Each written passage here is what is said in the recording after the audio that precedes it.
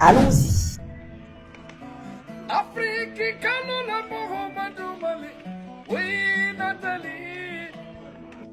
Qu'est-ce qui se passe au Togo?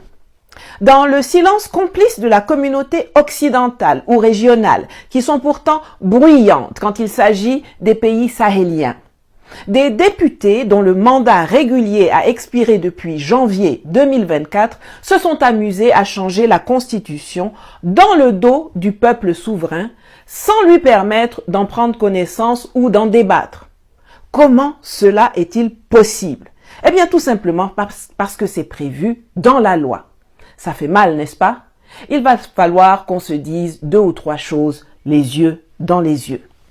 La dernière fois que la constitution togolaise a été soumise à un référendum populaire, c'était en 1992, lorsqu'avec un taux de participation de 74,24%, le corps électoral avait adopté le texte proposé par un oui massif de 98,11%.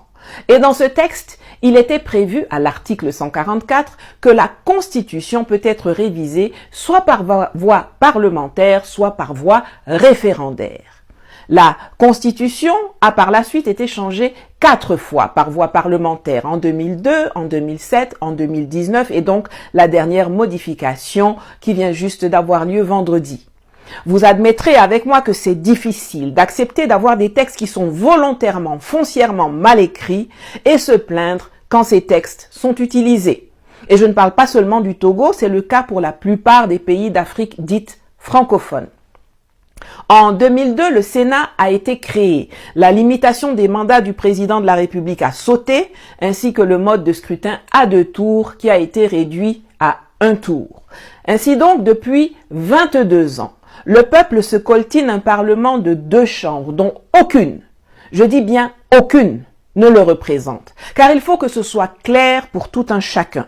Les députés représentent la nation, qui est une fiction, une vaste escroquerie, grâce à laquelle on a pu voler sa révolution au peuple de France en 1789. Je le répète pour ceux qui entendent mal ou qui comprennent lentement. Le peuple, ce n'est pas la nation et la nation, ce n'est pas le peuple. C'est votre leçon gratuite de vocabulaire du jour. On dit que le député est un élu du peuple et pourtant, ce n'est pas le peuple qu'il va représenter dans l'hémicycle, mais c'est plutôt la nation. D'ailleurs, si l'hémicycle était la représentation du peuple, ça s'appellerait l'Assemblée populaire et non pas l'Assemblée nationale. Quant aux sénateurs qui sont supposés représenter les collectivités territoriales, c'est une grosse blague dans un État qui n'a pas la forme fédérale et dont la gestion est aussi centralisée que le Togo, le Cameroun, la Côte d'Ivoire, etc. Un tiers d'entre eux est nommé par le président de la République. Lui là, sa collectivité territoriale, c'est sa famille. D'ailleurs, s'il y a une seule chose de positive qu'on doit retenir des 12 ans de Macky Sall à la tête du Sénégal, c'est la suppression du Sénat quasi immédiatement après son accession au pouvoir. Depuis 32 ans, vous avez accepté que des gens qui ne vous représentent pas puissent changer la Constitution, qui est l'incarnation de votre souveraineté en tant que peuple, sans vous consulter. Mais une fois que vous avez accepté ça, voilà, pourquoi vous plaindre quand cette disposition est appliquée?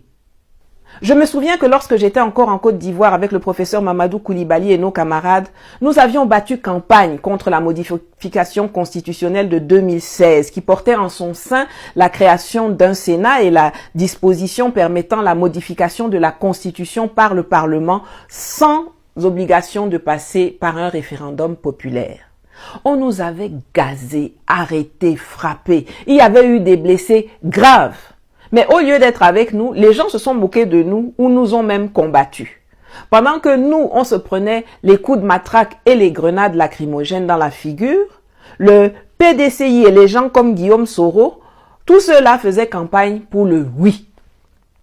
Il y avait aussi des millions de personnes qui sont restées chez eux, genre, ça ne les concerne pas. Mais ces gens-là ne peuvent pas se plaindre quand 3 ou 4 ans plus tard, Ouattara change la constitution pour faire un 3e ou un 4e mandat. Comme on fait son lit là, c'est comme ça qu'on se couche.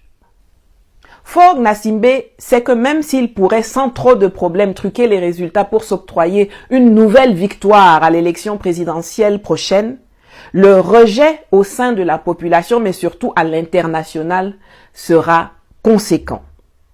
Alors, avec l'aide de ses copains néo-pseudo-panafricanistes qui lui murmurent des conseils nuisibles dans l'oreille, il a trouvé une solution. Il va rester au pouvoir sans organiser d'élection présidentielle et sans être élu par qui que ce soit. Pas mal, hein? Une entourloupe qui mérite une place d'honneur dans le livre Guinness des records. Avec sa nouvelle constitution, Faure Gnassingbé dépouille la fonction présidentielle de tous ses pouvoirs. Tous les pouvoirs que lui, Faure, a eu pendant 19 ans. Et avant lui, son père, Gnassingbé Eyadema, a eu pendant 37 ans. Il les enlève au prochain président de la République qui sera élu par les parlementaires pour les octroyer au Premier ministre dont on change le titre en président du